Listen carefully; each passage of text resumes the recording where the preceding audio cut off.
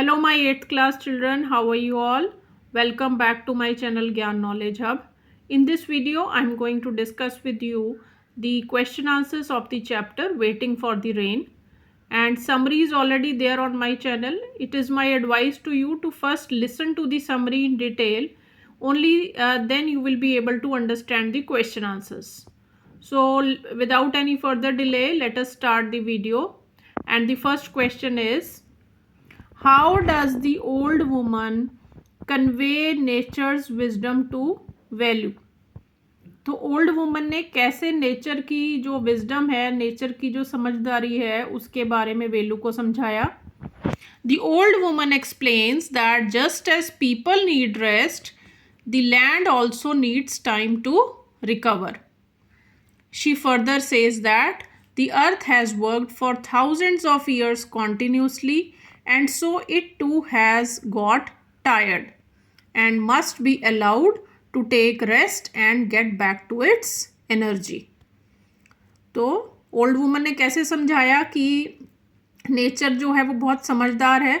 She said कि जैसे हमें रेस्ट की ज़रूरत होती है, वैसे ही जो अर्थ है वो भी थाउजेंड्स ऑफ ईयर्स से काम कर रही है, तो उसको भी रेस्ट की ज़रूरत है, एनर्जी रीगेन करने की ज़रूरत है. Now next question is, the writer says the fields lay untended, why couldn't the farmers tend to their fields in the absence of rain. Tending का मतलब होता है जो प्लोइंग करते हैं, मिट्टी की खुदाई करते हैं. तो क्यों वो बारिश की एब्सेंस में क्यों फार्मर्स नहीं कर पाए? The farmers could not tend to their fields because in the absence of rain the soil became dry, cracked and hard. आपने देखा ही होगा, जब ड्राउट होता है, जब रेन नहीं होती है बहुत देर तक, तो जो फील्ड्स की जो मिट्टी है वो क्रैक हो जाती है, बिल्कुल ड्राई हो जाती है और हार्ड हो जाती है. तो it was impossible to plough, sow seeds और ग्रो एनी क्रॉप्स. तो बिना पानी के इस सूखी और हार्ड लैंड को प्लो करना was impossible. Next third question, support the old woman's perspective that the land needs rest just like people do. तो जैसे पहले भी पिछले आंसर में भी आपको समझाया है कि लैंड को भी रेस्ट की ज़रूरत होती है. ये ओल्ड लेडी ने कैसे समझाया? Just as continuous work tires human beings, the earth too becomes exhausted after constant cultivation. ठीक है, तो बहुत लगातार जब कल्टिवेशन होती रहती है, जो अर्थ है वो भी बहुत टायर्ड हो जाती है. It also needs a break to rejuvenate just as people need rest to recover. जैसे हम रात को सो जाते हैं और हमारी सुबह एनर्जी रीगेन हो जाती है, उसी तरह से अर्थ को भी तो कभी ना कभी रेस्ट चाहिए. So it also needs a break to rejuvenate. This break allows the earth to regain its fertility for the next crops. तो वो फिर से उपजाऊ तभी हो सकती है धरती जब उसको थोड़ा सा बीच में रेस्ट दिया जाए. Clear? Next question, what can be inferred about Velu's character based on his reaction to the drought? तो वेलू के करेक्टर के बारे में आपको क्या पता चलता है on the basis of his reaction to drought?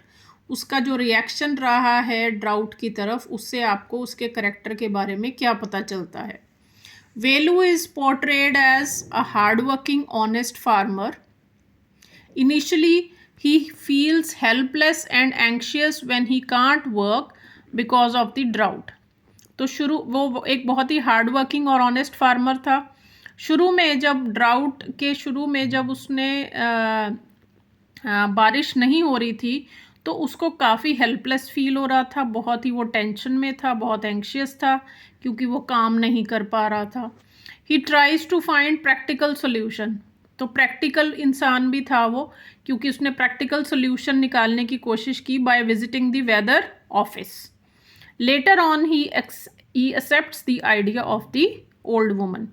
तो बाद में उसने, वो रिजिड नहीं था इतना अपने आइडियाज़ को लेके, उसने बाद में ओल्ड वुमन के आइडिया को भी बड़े आराम से एक्सेप्ट कर लिया. Clear? So this is about the character of Velu. Next question number 5. What does the story suggest about the life of the farmers and their relationship with nature? तो किसानों की लाइफ और उनके रिलेशनशिप विद द नेचर के बारे में क्या पता चलता है आपको इस चैप्टर से? The story suggest that the farmers lives are dependent upon nature, specially rainfall. तो एक फार्मर की ज़िंदगी जो है वो बहुत ज़्यादा डिपेंडेंट होती है नेचर के ऊपर, स्पेशली रेन के ऊपर। It also highlights the deep and personal connection of the farmers with their land and their dependence on the nature's cycle. तो उनका एक पर्सनल कनेक्शन होता है नेचर के साथ और नेचर के साइकिल्स के साथ। Clear? Now coming on to the last question, how might the rest and care of land contribute to a balanced and sustainable ecosystem? तो रेस्ट जो मिलता है लैंड को, उससे कैसे एक सस्टेनेबल इकोसिस्टम बन सकता है और एक बैलेंस्ड इकोसिस्टम बन सकता है? Resting the land prevents the soil exhaustion. Soil exhaustion means जब सॉइल के सारे न्यूट्रिएंट्स जो हैं वो ख़त्म हो जाते हैं, एग्जॉस्ट हो जाते हैं, तो रेस्टिंग करने से क्या होता है, ये चीज़ प्रिवेंट हो सकती है। Preserves moisture and helps to maintain its fertility. So resting करने से क्या क्या फ़ायदे होते हैं? एक तो सॉइल एग्जॉशन नहीं होता, दूसरा मॉइस्चर भी प्रिजर्व्ड रहता है, और तीसरा उसकी जो लैंड की जो फर्टिलिटी है वो भी मेंटेन्ड रहती है। This practice supports healthy crop cycles and ensures long term productivity. तो इस प्रैक्टिस से, जो रेस्ट देने की प्रैक्टिस से क्या होता है, क्रॉप के हेल्दी साइकिल्स बनते हैं और लॉन्ग टर्म प्रोडक्टिविटी भी मिल सकती है। So it is very essential to give rest to the land. That is all children for the question answers of this chapter. If you find the video useful, please like and share.